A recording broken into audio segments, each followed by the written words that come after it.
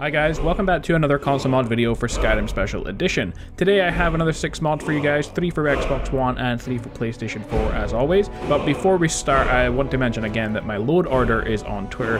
It's got all the mods I currently have except Graphics Mod 4, which I only installed yesterday. It updates the graphics for dungeons and castles and that kind of stuff, but everything else is on the list and it's exactly what I use currently.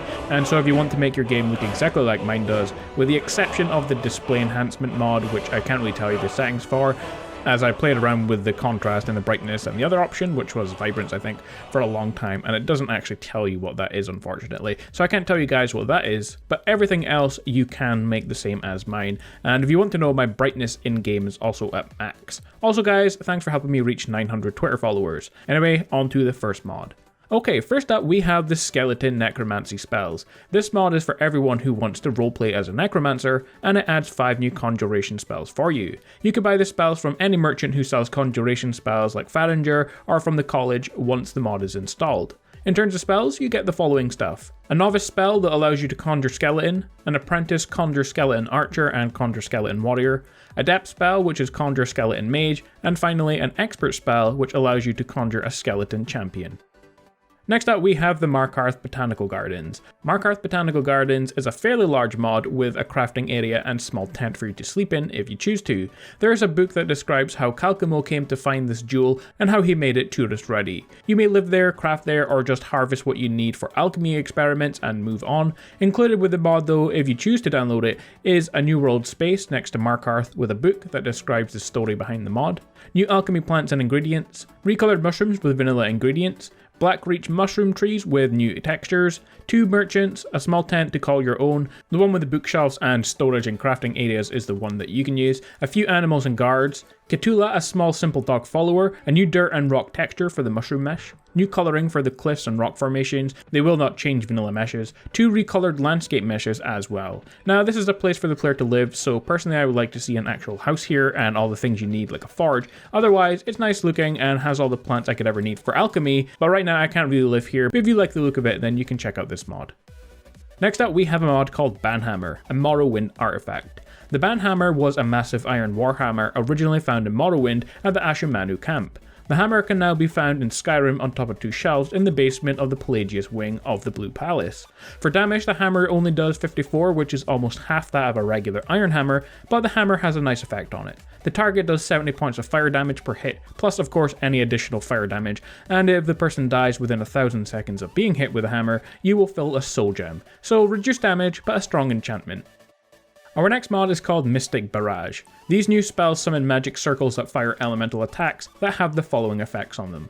Fire Barrage attacks with an area of effect fireball and has normal fire effects. Ice Barrage attacks with multiple projectiles, and that also has normal ice effects such as slowing down moving targets. Shock Barrage attacks with instantly hitting lightning bolts and has normal shock effects. Also that has a chance, since it's a shock effect, to disintegrate enemies who are less than 15% health. Elemental Barrage attack is pretty much all 3 of those together, and you can summon 3 times as many circles at once, so that one's more powerful than the original 3. Power versions of all the elemental barrages can also be used once a day with no magicka cost per circle, and they kind of work as like a shout. All spells have the following traits. Their lesser powers, for damage it works out as 5 plus destruction skill times 0.1 for every 1.2 seconds over a duration of 24 seconds, so you can work that out if you want to. I can't really tell you how much damage it does, it really depends on your destruction skill. Summon magic squares is anywhere from 4 to 12 and they're obviously conjured. Requires 30 magicka per circle, so the amount of squares that are summoned depends on how much magicka you actually have.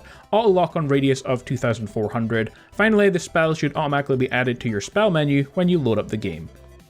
Next up we have a mod called Portable Tools, and it lets you easily craft and carry some important stuff for when you're traveling around the harsh wilds of Skyrim. At the forge you can make the following stuff as scrolls now that you can then use to summon the items. You get camping tools, a campfire, a large campfire, lantern, bedroll, hay pile, Nordic tent and a large one as well, Imperial tent including a large one. You also get crafting tools, an alchemy workbench, anvil, armor workbench, sharpening wheel, cooking fire spit, enchanting workbench, oven, smelter, staff enchanter and tanning rack, and there's a couple of miscellaneous tools in there as well, a cooking pot, empty wine bottle, hammer, tongs and a shovel. Now it's not quite a campfire mod, but if you're on PS4 and you like to play a survival roleplay, then this is an awesome mod to help you out with that.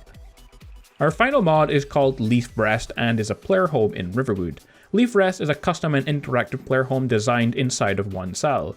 It's a convenient estate for players to craft, sell and store their items, raise a family and house followers. The player can now interact with many of the objects located in and around the property. This includes options for customizing many of the home's interior decorations, statues, rugs, doorways, beds, containers, crafting stations, room layouts and more. The house is in the town of Riverwood, directly across from the Sleeping Giant Inn, and the front entrance faces the west overlooking the river. It's not very hard to miss.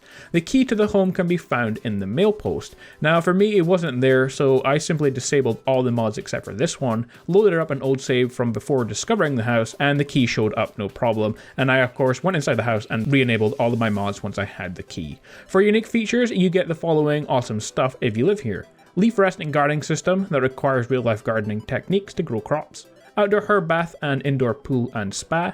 Wood burning fireplace. A combination of auto and manual storage. Customizable rooms, you can change the furnishings of some of the rooms. There's a choice for a follower room, children's room, or a collection room.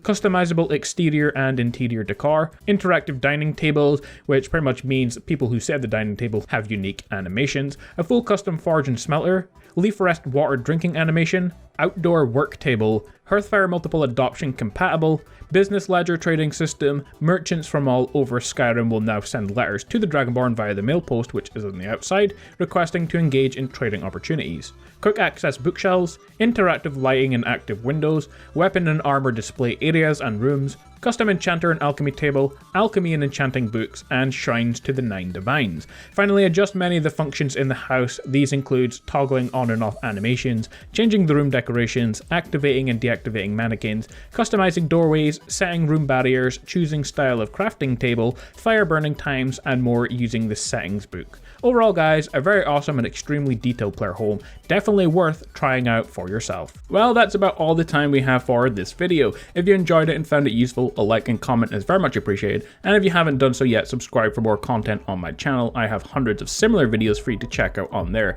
You guys can also join the notification squad and follow me on Twitter to see videos as soon as they come out as well. But for now, take care guys, have an awesome day, and I will see you all next time.